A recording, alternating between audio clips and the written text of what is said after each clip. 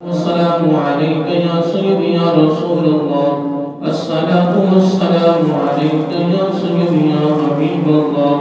الصلاة والسلام عليك يا سيدي يا نبي الله، وعلى آلك وأصحابك يا سيدي يا نور الله، يا خاتم النبيين، يا رحمة للعالمين.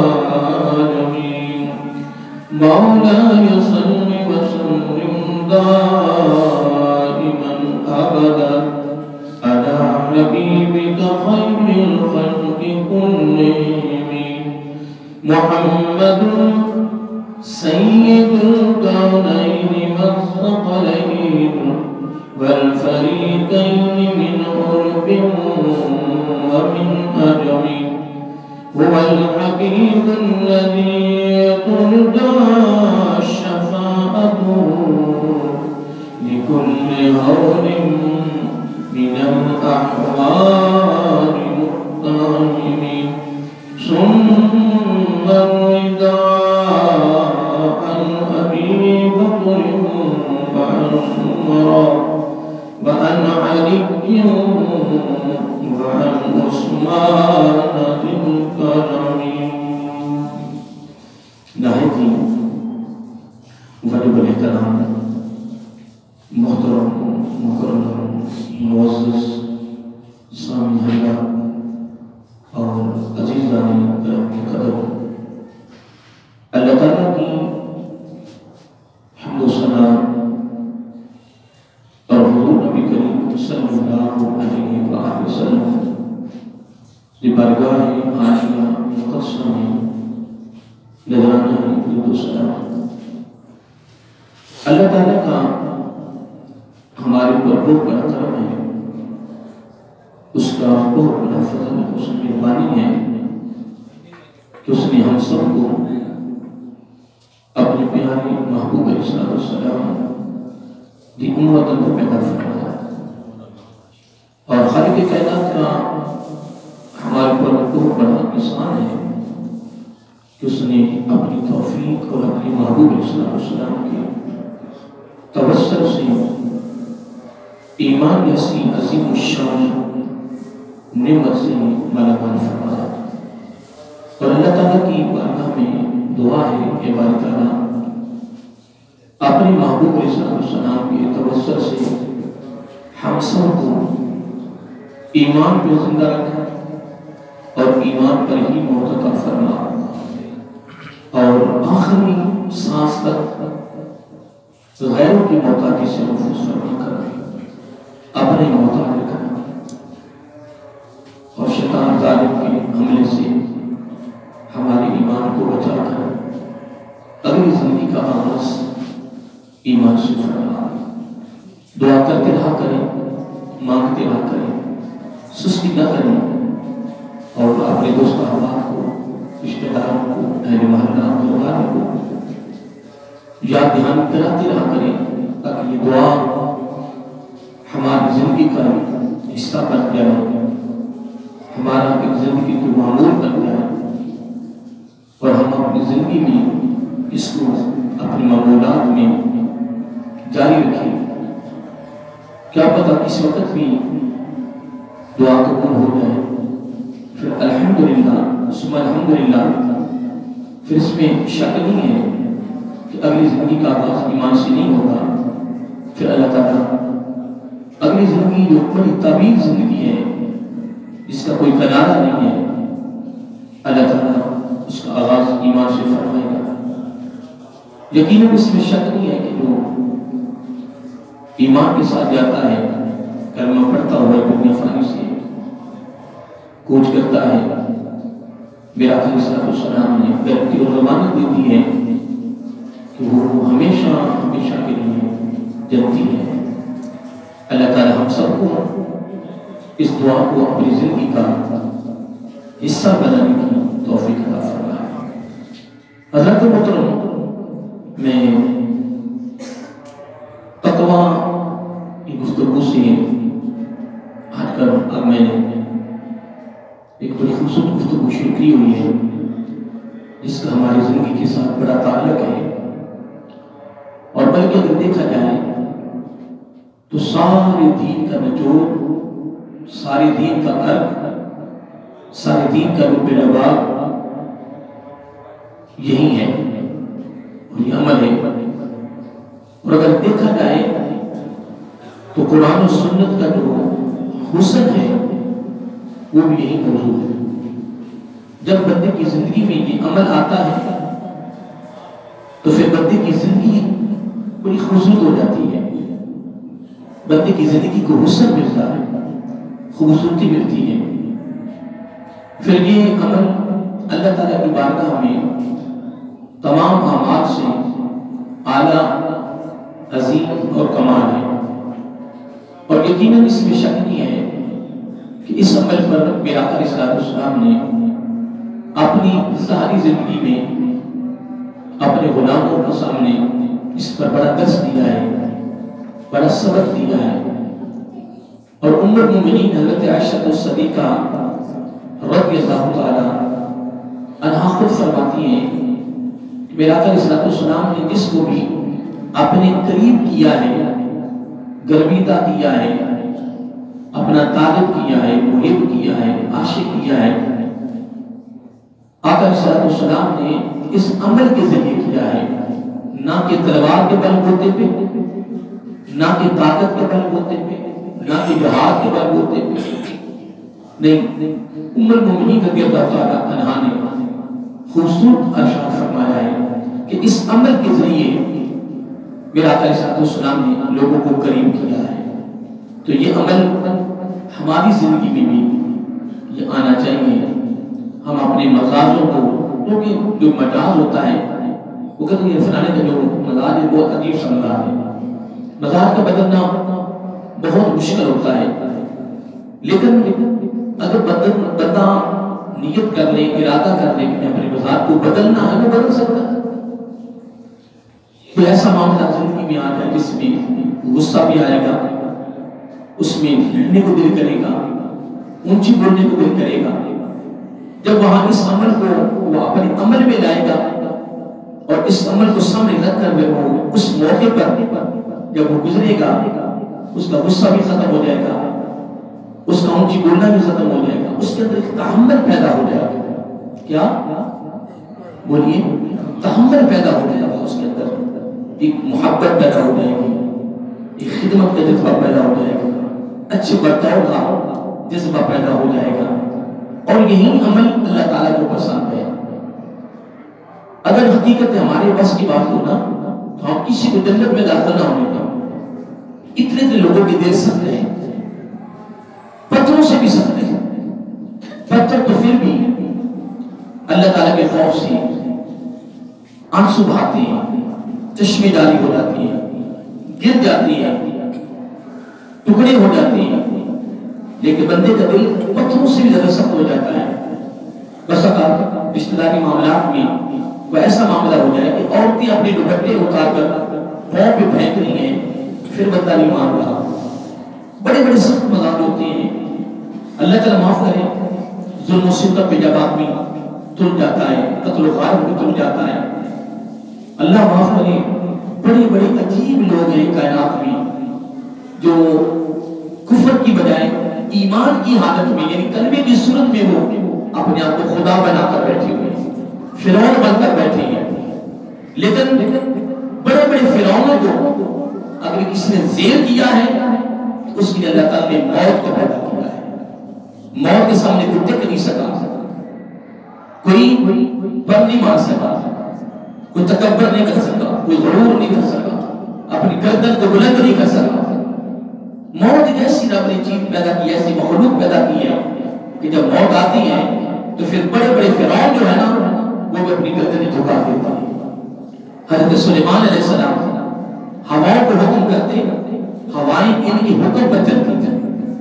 حضرت سلیمان علیہ السلام ہواؤں کو حکم کرتی تو ہوائیں بھی ان کے حکم پر چلتی تھیں۔ عالم کائنات کی ہر مخلوق پر اگر کسی نے سربراہی کی ہے تو وہ حضرت سلیمان علیہ السلام ہے، آپ کے باپ حضرت داؤد علیہ السلام ہے۔ انہوں نے ہر مخلوق پر سربراہی کی ہے، بادشاہی کی ہے، سربراہ رہے ہیں، ان کے کنٹرول میں آتی ہے، جن ہیں انسان ہیں باقی مخلوقی ہیں، لیکن جن کے حکم پر ہوائیں رخ بدلتی تھی اور جن کے حکم پر، جن کی عادت پر ہوائیں چلتی تھی، ایک وقت آیا کہ ہواؤں کے سامنے خود بھی گردنیں جھکا دی۔ وہ وقت آیا، علماء کہتے سلیمان علیہ السلام نے بھی اپنی گردن کو جھکا دیا۔ دیکھیں کتنے انبیاء علیہ السلام آئے ہیں، لیکن کہاں گئے؟ سب زیر زمین، صحابہ، تابعین، تبع تابعین، اولیاء، محدثین، مفسرین، ائمہ فقہاء، ائمہ مجتہدین، صوفیاء کرام، اولیاء کرام۔ یہ میں ایک دین کی بات کر رہا ہوں کہ بڑی بڑی خوبصورت دین کا کام کرنے والے امام شریف، زلفی، لباس، ہزاروں شگرد پڑھ رہے ہیں، آ رہے جا رہے ہیں، زیر زمین چلے گئے۔ دنیا کے لحاظ سے دیکھو تو بڑی بڑی بلاواں آئیں، بڑی بڑی بلاواں، لیکن آج کوئی ان کی خبر لینے والا نہیں ہے۔ لیکن یہ عمل جس پر میں نے موضوع شروع کیا ہے تسلیمہ ہے، بہت خوبصورت موضوع ہے۔ تقریباً کہ ابھی گفتگو بھی جاری تھی، اس میں آگے بڑا مواد تھا، بڑی خوبصورت گفتگو آگے تھی، لیکن میں نے محسوس کیا کہ کافی وقت اس پر لگ گیا تھا۔ میں نے کہا چلو اس موضوع پر بھی دو باتیں کر لیں۔ میں جب اس پہلے جملے کو پڑھتا ہوں اللہ تعالیٰ کے کلام کی پہلی آیت کو، تو خدا کی قسم لطف آ جاتا ہے۔ اللہ تعالیٰ خود پوچھتا ہے فَبِمَا، اے میرے محبوب صلی اللہ علیہ وسلم، اے میرے بندو صرف اتنا بتا دو کہ رحمت من اللہ، تمہارے رب کی رحمت کیسی ہے، کیسی خوبصورت ہے۔ اے باری تعالیٰ کیا مطلب؟ فرمایا لِنْتَ لَهُمْ، میری رحمت کی برکت ہی تو ہے کیا؟ میری بولیے، میری رحمت کی برکت ہی تو ہے، میری رحمت ہی تو وسیلہ ہے، میری رحمت ہی تو سبب ہے۔ بولا کس چیز کا؟ فرمایا لِنْتَ لَهُمْ، تیرے دل میں نرمی پیدا ہو گئی ہے، تیرے چہرے پہ مسکراہٹ آ گئی ہے، تیرے دل میں خدمت کا جذبہ پیدا ہو گیا ہے، خیر خیر کا جذبہ پیدا ہو گیا ہے۔ یہ سارا نظام انس، محبت، تعلق، پیار، خدمت، خیر خواہی، حسن اخلاق، چہرے کی مسکراہٹ، چہرے کا تبسم، ہمت، تحمل، معاف کر دینا، درگزر کرنا، یہ سارے معاملات اللہ تعالیٰ فرما رہا ہے اگر تیرے دامن میں آیا ہے نا، اگر تیرے دامن میں آئے ہیں نا تو یاد رکھ، پتہ یہ کس کی برکت ہے؟ مولا کس کی برکت ہے؟ میں یہ ساری میری رحمت کی برکت ہے، یہ میری رحمت کے ذریعے یہ سارے خوبصورت عمل تیرے دامن میں آ گئے ہیں۔ ہاں اگر یہ دامن میں نہ ہوتی تو پھر میں اس کا متواتر بھی بیان کر دیتا ہوں نا کہ اگر تیرا رفتار سخت ہے تو سخت ہی رہتا ہے، تیرے چہرے کبھی مسکراہٹ نہیں آئی ہے، وہ تو دنیا دار ہے، وہ تو دیندار ہے، تیرے چہرے پہ مسکراہٹ نہیں ہے، لوگوں کے لیے حسن اخلاق نہیں ہے، لوگوں کے لیے تحمل نہیں ہے، لوگوں کے لیے ہمدردی نہیں ہے، لوگوں کے لیے پیار نہیں ہے، لوگوں کے لیے خیر خواہی کا جذبہ تیرے پاس نہیں ہے، تو پھر یوں سمجھ کہ تو اللہ کی رحمت سے فارغ ہے۔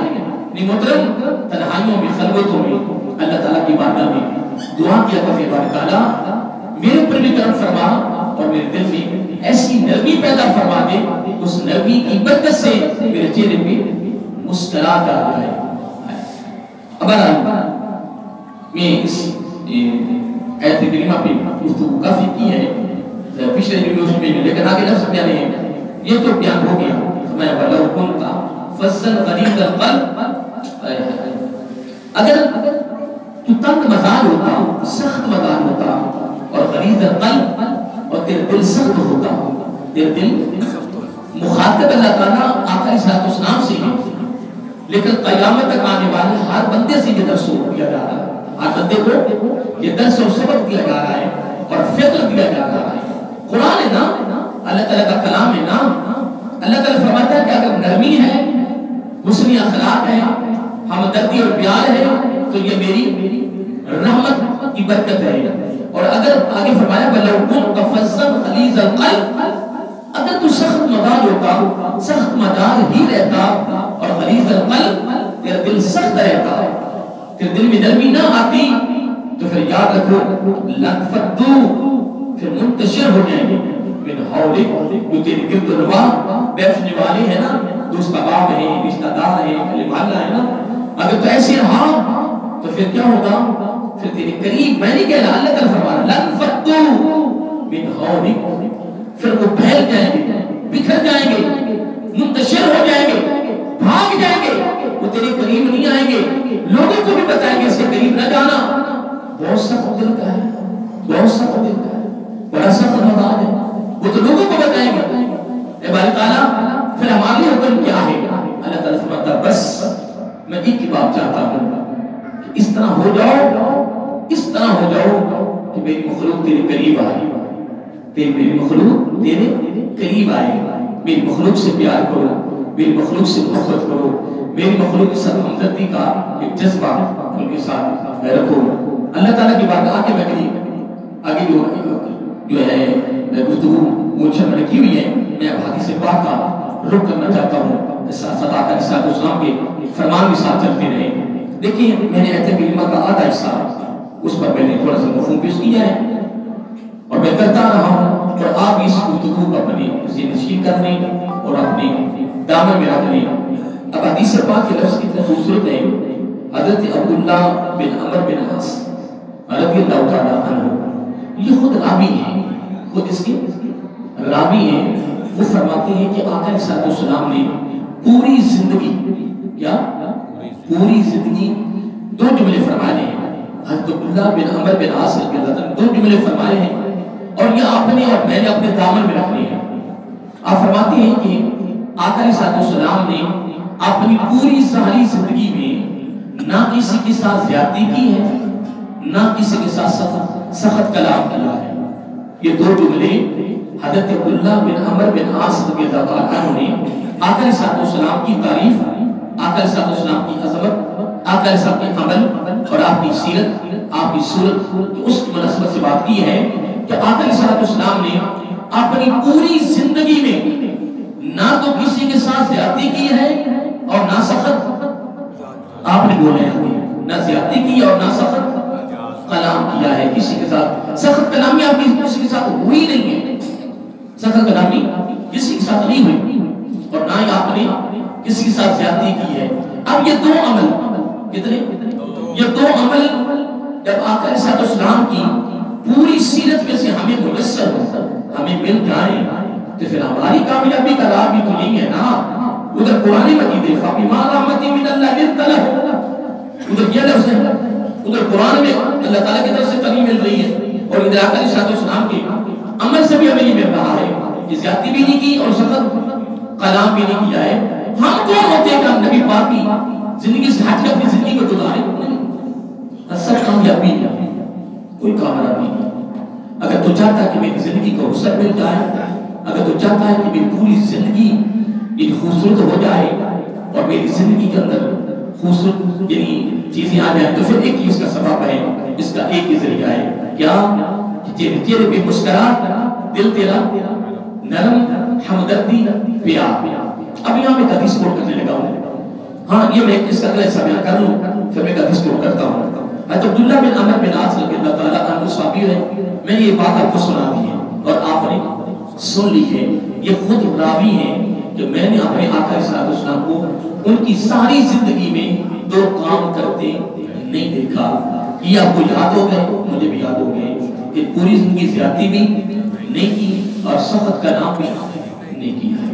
آپ نے سن لیا، میں نے سن لیا، سننے کے بعد بھی پھر ہم اسی کام پہ لگے رہنا ہے کہ زیادتی میں کریں، ہر وقت سخت کلام کریں، ٹوٹ ٹوٹ کے لوگوں نے پہنچے پھر ہاتھ بڑھائیں، پھر یہ تقریروں کا، ان وعظوں کا، ان جمعوں کا، پھر سے قرآن ہو رہا ہے، پھر سے حدیث ہو رہی ہے، محفل میراث ہو رہی ہے، کانفرنس کتنی جلسے بار ہو رہے ہیں، کتنے اشتہار لگے ہوئے ہیں، مولویوں کی تقریریں، خطاب ہو رہے ہیں، کوئی ترنم لگا رہا ہے، کوئی نچلا تقریر کر رہا ہے، کوئی شعر و شاعری کر رہا ہے، جناب پتہ نہیں کیا واہ واہ ہو رہی ہے۔ نہیں محترم، یہ تمام محفلوں کا نچوڑ یہ ہے کہ ہماری زندگی اتنی پیاری ہو جائے کہ ہر بندہ ہمیں دیکھ کر ہماری طرف راغب ہو جائے اور ہم دین کی طرف راغب کریں۔ ہم تو اللہ معاف کرے، تقریریں بھی، وعظ بھی، محفل میراث، محفل گیارہویں، درس قرآن، درس حدیث، پتہ نہیں کیا کیا ہو رہا ہے، ہونے کے باوجود پھر بے ایمانی، پھر فرار، پھر منافقت، پھر سخت مدار، پھر زیادتیاں، کیا ان محفلوں کا فائدہ ہوا تجھے؟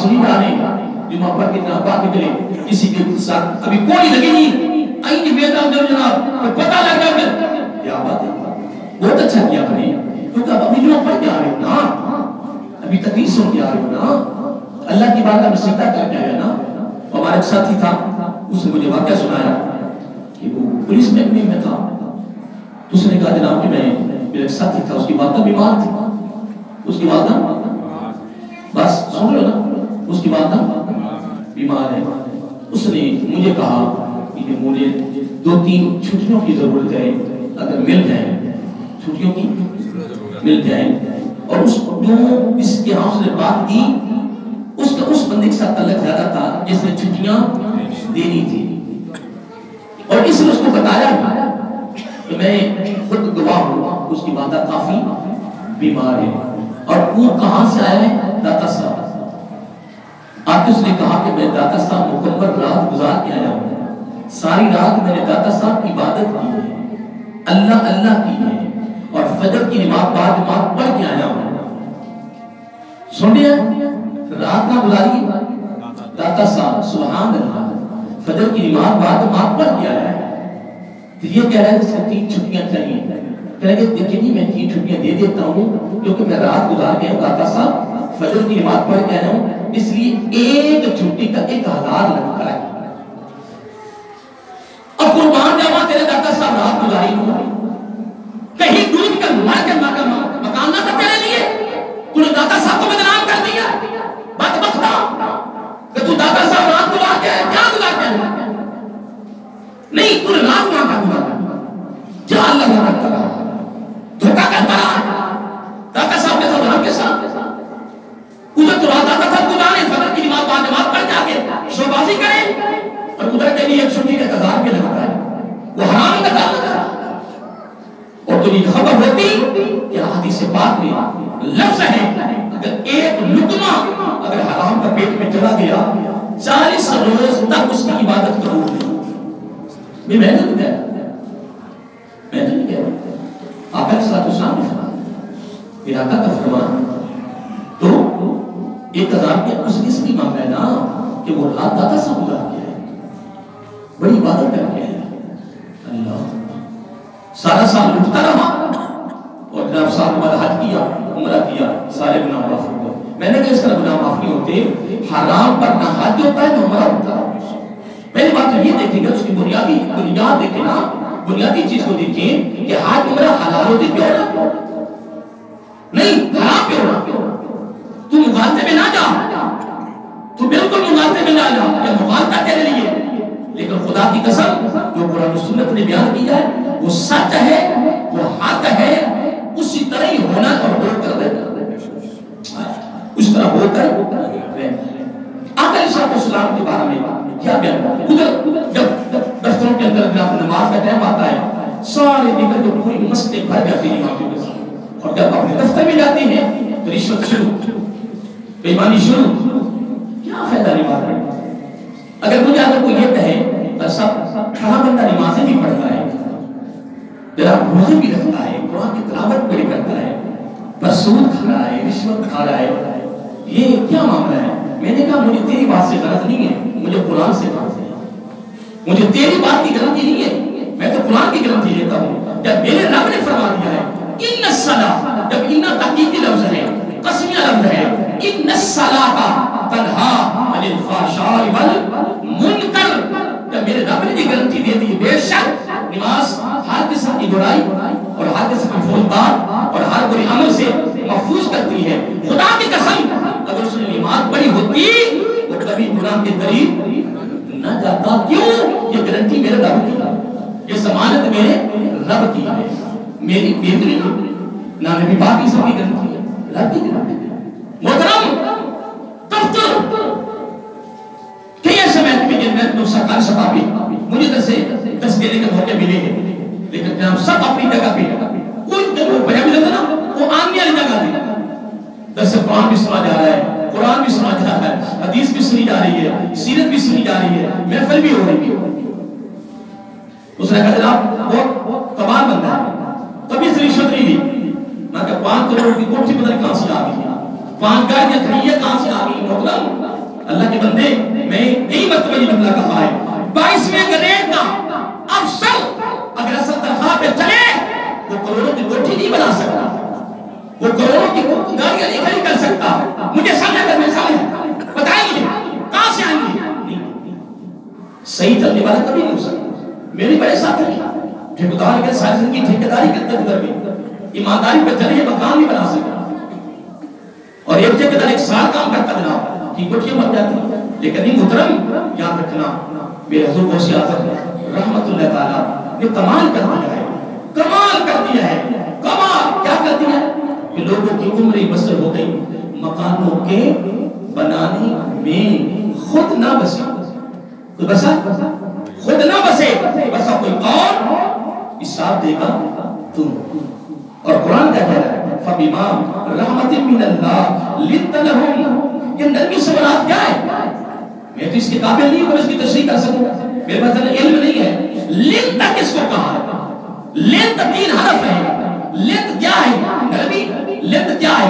ہمدردی۔ لنت کیا ہے؟ خیر خواہی۔ لنت کیا ہے؟ مسکراہٹ۔ لنت کیا ہے؟ تعاون۔ لنت کیا ہے؟ محبت پیار۔ لنت کیا ہے؟ دکھ سکھ میں شریک ہونا، اس کو لنت کہا ہے۔ لنتا، اور اگر خدا کی قسم لنتا تیرے پاس دولت نہیں ہے پھر تنہائیوں میں پناہ اللہ سے معافیاں مانگو، مولا مجھے معاف کر میں تیری رحمت سے محروم ہوں۔ کیوں؟ فَبِمَا رَحْمَةٍ مِّنَ اللَّهِ، رب کہتا ہے میری رحمت کیسی ہے؟ فَبِمَا، مولا کیسی ہے؟ تو میری رحمت کی برکت بھی تو ہے کہ تیرے چہرے پہ مسکراہٹ آ رہی، تیرا مزاج خوبصورت ہو گیا، تو سخت مزاج نہیں رہا، اور غلیظ القلب، تو دل کا سخت نہیں رہا، دل کا تو نرم ہو گیا ہے۔ یہ بات کا اور حدیث کا لفظ کیا ہے؟ آقا علیہ السلام کی بارگاہ میں ایک سوال ہوا، سننا پہلے میں 2 باتیں بتا دی ہیں۔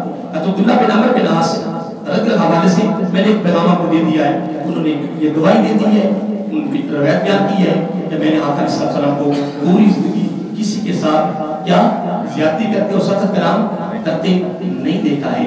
اگلی بھی میں نے بڑے سننے والے ہیں کہ آقا علیہ السلام کی بارگاہ میں کیا یا رسول اللہ بولو سارے صلی اللہ علیہ وآلہ وسلم بہترین لوگ کون ہیں؟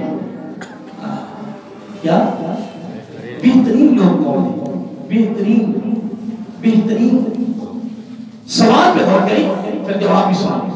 اور میں نے یہ آپ کو بات پہلے بتائی ہوئی ہے، حدیث کتابیں موجود ہیں میرے پاس، میں حوالے نہیں اس میں دیتا کہ وقت زیادہ لگ جاتا ہے نا، باقی جو میں بات کرتا ہوں میں الحمدللہ سند سے کرتا ہوں، میں اتنا علم تو نہیں ہوں لیکن الحمدللہ جب تک میں اس کی سند نہ دیکھ لوں مستند بات نہ ہو بیان نہیں کرتا۔ میرا آقا علیہ السلام نے فرمایا وہ قوم کبھی پاکیزہ، یہ جملہ اپنے دامن میں رکھو نا، کشکول میں رکھو، اس کو لے کر قبر میں جاؤ، عمل کر کے جاؤ۔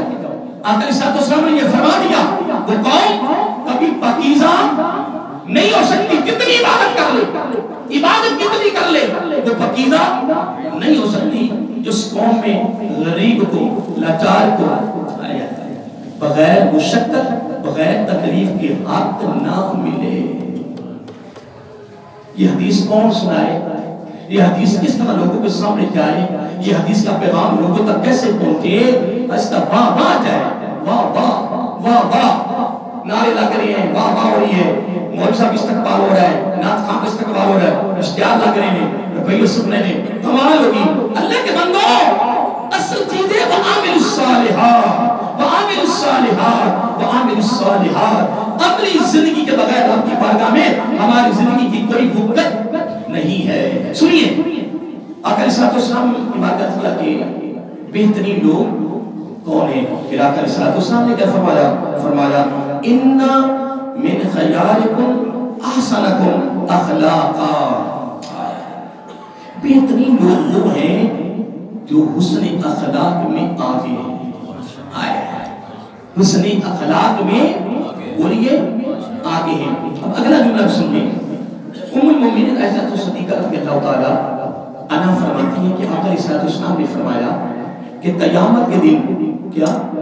قیامت کے دن میزان پر، ترازو پر سب سے پہلے کیا رکھا جائے گا؟ آپ اس کی راوی ہیں، آقا علیہ السلام سے پوچھا آقا سب سے پہلے میزان میں کیا رکھا جائے گا؟ فرمایا 2 چیزیں رکھی جائیں۔ سب سے پہلے آقا وہ کیا؟ فرمایا سخاوت چہرے کی مسکراہٹ.